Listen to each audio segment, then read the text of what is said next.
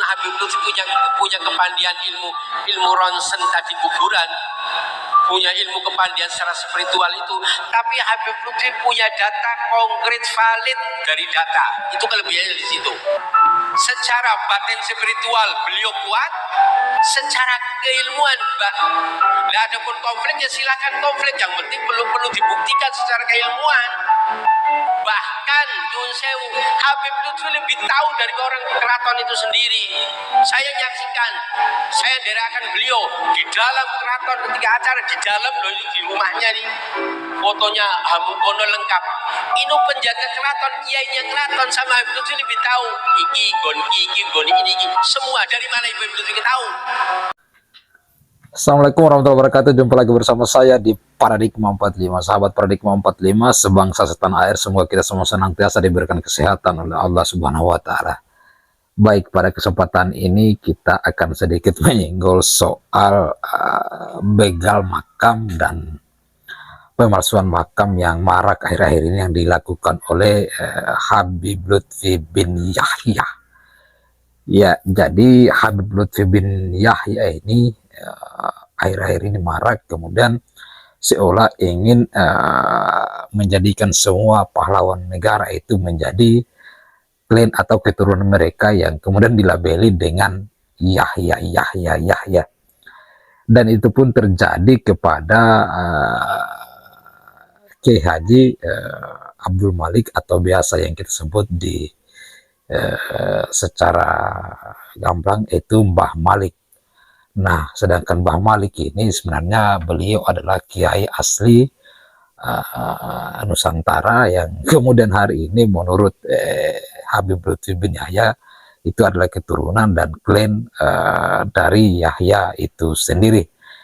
Sehingga ini akhir-akhir ini memang marak terjadi pemalsuan makam, bahkan hampir di seluruh seantero negeri atau negara kesatuan Republik Indonesia. Nah, terkait dengan hal ini ada yang lucu, sebagaimana pada cuplikan tadi, bahwa Habib Lutfi bin Yahya ini kemudian kalau dia mengecek bahwa makam itu soal asli dan tidaknya, bahkan dikatakan dia lewat mimpi dan ada ilmu ronseng terhadap makam-makam tersebut. Itu disampaikan langsung oleh si Habib Muhdor yang akhir-akhir ini juga viral di media sosial karena melakukan intimidasi terhadap kiai-kiai Nusantara. Jadi si Habib Muhdor, sebagaimana pada cuplikan tadi, kemudian menjelaskan bahwa Habib Lutfi bin Yahya ini tahu persis, bahkan dikatakan bahwa mengetahui siapa kemudian kuburan siapa dan dari marga mana itu lewat mimpi, bahkan dikatakan lewat ilmu ronsing yang dimilikinya. Ini kan adalah keanehan-keanehan. Kemudian kenapa ada seorang tokoh yang kemudian merupakan ulama besar katanya seperti Habib Lutfi bin Yahya ini, yang kemudian mengada-ngada soal bagaimana membuktikan kuburan yang merupakan situs sejarah, yang dimana kuburan-kuburan ini adalah pahlawan-pahlawan yang kemudian membangun negara kesatuan Republik Indonesia, yaitu ulama besar seperti misalnya Mbah Malik. Yang ini kan selain membuat kita bingung dengan keterangan yang disampaikan oleh si Habib Muhdor ini, juga membuat kita akan tertawa terbahak-bahak. Bahkan kenapa kemudian ada yang berani mengatakan bahwa untuk kemudian mengetahui makam siapa itu lewat mimpi, bahkan lewat ronseng. Sedangkan ilmu ronseng ini sering kita dengar di rumah sakit ketika misalnya dokter atau perawat memeriksa pasiennya. Kok ilmu modern yang hari ini kemudian disama-samakan dengan bahkan yang dimaksud mungkin oleh Habib Lutfi bin Yahya ini adalah ilmu gaib, yang dimana mengecek makam dan seterusnya itu lewat mimpi. Saya kira ini adalah pendapat yang salah dan merupakan pembohongan terhadap publik.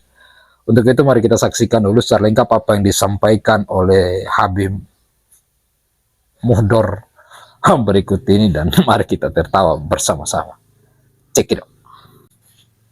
mengemukakan bahwa praktek Habib Lutfi bin Yahya mengidentifikasi makam-makam kuno sebagai makam wali melalui mimpi dan visi spiritualnya telah berjalan lama. Dan itu apa namanya? Itu satu hal, itu satu poin itu. Kemudian poin yang kedua, Maulana Habib Lutfi dan itu gini, itu karena contoh nih, itu kasus Pemalang. Kasus Pemalang ada makam namanya Syekh Maulana Samsuddin.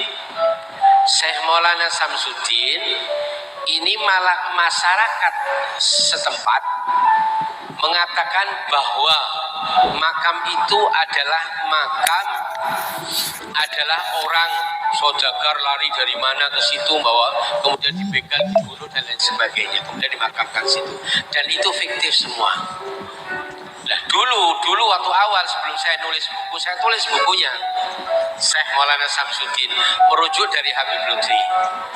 Dulu waktu awal masyarakat membantah seperti itu kasus, karena masyarakat sekitar itu mempercayai bahwa makam itu ya seorang pelancong, gawe dikirone gawe duit juga gawe buku, akhirnya dibunuh. Dan itu menjadi sebuah pemahaman, sebuah mitos di masyarakat segitu. Setelah Habib Lutfi bukan, itu adalah orang keraton, itu keluarganya daripada Bupati adalah keluarga Bupati Wirodeso, namanya Bupati siapa? Jayengrono 1-2, keluarganya Syarif Husin, dan itu adalah keluarga daripada Raden Saleh dan lain sebagainya. Itu awal mula mereka membantah, tapi begitu Habib Lutfi itu mendapatkan data dari keraton, akhirnya ini malah resmi, lengkap datanya, baru mereka taslim. Nah, itu awal, ya monggo orang-orang dengan mengatakan pernah, itu konflik biasa. Tapi ingat, Habib Lutfi tidak pernah memberikan sesuatu bukan hanya dengan dalil ilmu. Meskipun Habib Lutfi punya kepandian ilmu ronsen tadi kuburan, punya ilmu kepandian secara spiritual itu, tapi Habib Lutfi punya data konkret valid dari data. Itu kelebihannya di situ. Saya belajar dari beliau ketika melihat sebuah makam, ini makam, di situ ada apa statusnya, mulai dari pohon, jenis pohonnya apa, pohonnya jati, pohonnya kayu apa, mendelingnya ukuran batangnya seberapa, itu belum tahu, punya ilmunya. Nanti ilmu itu tolak ukur itu ilmu kayunya bisa diketahui bahwa itu makam itu sudah berapa tahun. Kemudian nisannya, Habib Lutfi paling benci kalau orang ada makam kemudian dirubrak, nisannya dibuang, kemudian batu batanya dihilangkan, paling benci malah, karena itu situsnya. Habib Lutfi tahu itu jenis nisannya apa, terbuat dari apa, polanya bagaimana, gambarnya apa, itu punya situs di situ, nggak sembarangan terus, enggak. Kemudian batu batanya, jenisnya apa, tahun berapa, itu semua ada. Setelah itu Habib Lutfi punya catatan sejarah. Saya menyaksikan beberapa kali. Beliau ini punya buku yang Anda gak ketahui. Buku-buku keraton, baik di keraton baik itu keraton di keraton mana, di keraton di mana, di Cirebon, itu datanya beliau semua punya, baik aksara Jawa maupun Wonocoroko, dan sudah diterjemahkan, dan Habib Lutfi punya tim penerjemahnya. Kemudian jadi Yogyakarta, dia punya, bahkan ini harus dicamkan, di Leiden pun beliau punya gambarnya. Makanya ada di dalam setiap gambar di Ponorogo yang asli dari Leiden itu Habib Lutfi nembus sana dan punya. Beliau juga punya data dari fotonya Habib Hussein luar Batang yang dari Leiden punya, dari Habib Lutfi punya data, berarti bukan punya omong kosong. Secara batin spiritual beliau kuat, secara keilmuan Nah, ada pun konfliknya silakan konflik, yang penting belum perlu dibuktikan secara keilmuan. Dan harapan kami itu karena apa? Karena itu adalah punya kepentingan, nggak mungkin. Itu tokoh intelektual NU, kenapa dia punya kepentingan di situ? Kalau enggak, monggo dijelaskan secara keilmuan, nggak bisa. Kalau konflik masyarakat di Pemalang kasusnya sama. Awal mula memang kayak gitu karena itu sudah menjadi keyakinan orang situ. Dan contoh kasus umpamanya Habib Lutfi mengatakan bahwa Benowo di Pemalang ada Benowo.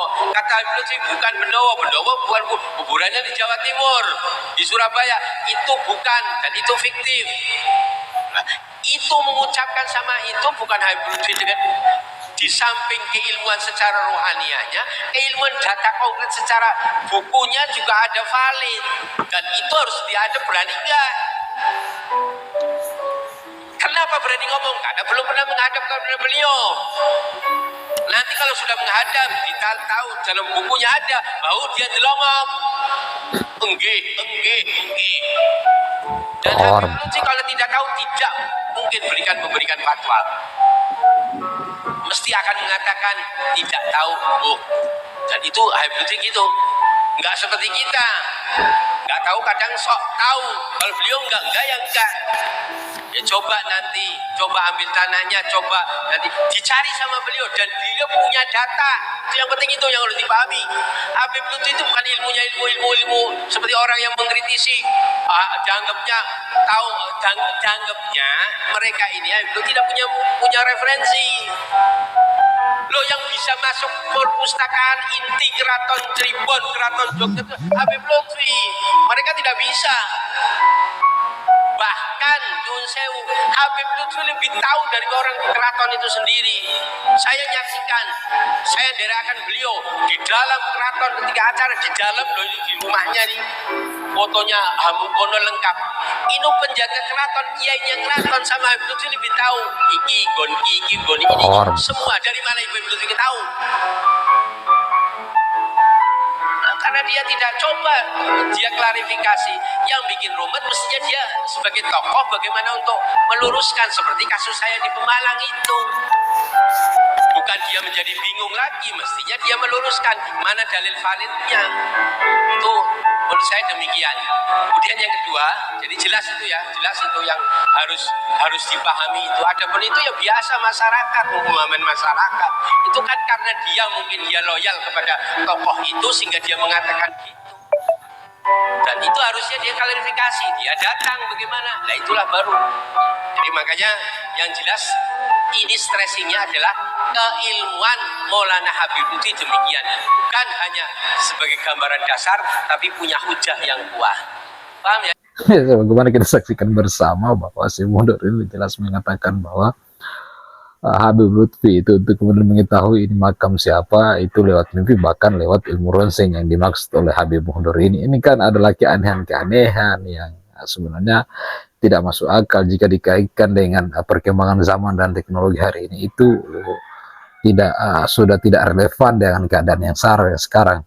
Mungkin kalau itu di zaman dulu pada zaman kerajaan atau zaman Nabi, kalau itu bukan ilmu hitam berarti dia mendapatkan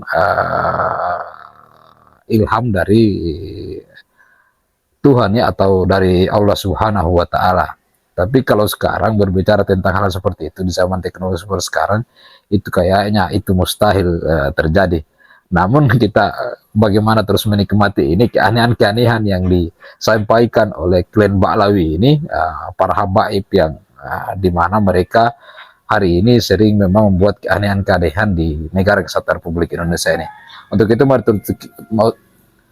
itu mari terus kita saksikan di channel ini. Wallahul muwaffiq ila aqwamit thoriq. Assalamualaikum warahmatullahi wabarakatuh.